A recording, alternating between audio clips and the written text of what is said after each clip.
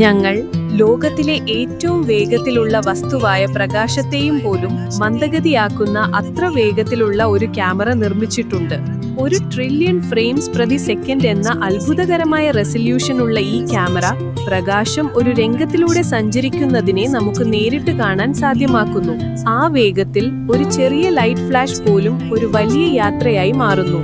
പ്രകാശം നിലത്തെത്തിയും അവിടേക്ക് പടർന്ന് ഒരു പഴുത്ത തട്ടിയും അത് പ്രകാശിക്കാനും ശേഷം ചെറിയൊരു താമസത്തിനു ശേഷമേ പിന്നിലെ മതിലിലെത്തൂ. അതിന്റെ നിഴലും ഉടനടി രൂപപ്പെടാത്തത് പ്രകാശം യാത്ര ചെയ്യാൻ സമയമെടുക്കുന്നതിനാലാണ്. മറ്റൊരു ഉദാഹരണത്തിൽ വെള്ളം നിറച്ചൊരു സോഡാ ബോട്ടിൽ സാധാരണയായി തോന്നുന്നു. എന്നാൽ ഇടതുഭാഗത്ത് നിന്ന് ഒരു ലൈറ്റ് പൾസ് അകത്തേക്ക് കടക്കുമ്പോൾ ഫോട്ടോൺ എന്ന ഊർജം ബോട്ടിലിനകത്തുകൂടി സഞ്ചരിച്ച് ക്യാപ്പിലടിച്ച് ഒരു തിളങ്ങുന്ന പ്രകാശം പുറത്തുവിടുന്നു. മണിക്കൂറിൽ ഏകദേശം 600 ദശലക്ഷം മൈൽ വേഗത്തിൽ സഞ്ചരിക്കുന്ന ആ നാനോ സെക്കൻഡ് ദൈർഘ്യമുള്ള ആ സംഭവത്തെ ഈ ക്യാമറ ഏകദേശം 20 സെക്കൻഡ് ദൈർഘ്യമുള്ള വീഡിയോ ആയി നീട്ടിക്കാട്ടുന്നു. ഇത് മനസ്സിലാക്കാൻ ഒരു ഉദാഹരണം, ഇതേ ക്യാമറ ഉപയോഗിച്ച് ഒരു ആപ്പിൾ വെടിയേറ്റ് ചിതറിക്കുന്നത് ചിത്രീകരിച്ചാൽ ആ മുഴുവൻ വീഡിയോ കാണാൻ നിങ്ങൾക്കൊരു മുഴുവൻ വർഷം വേണം. Follow for more.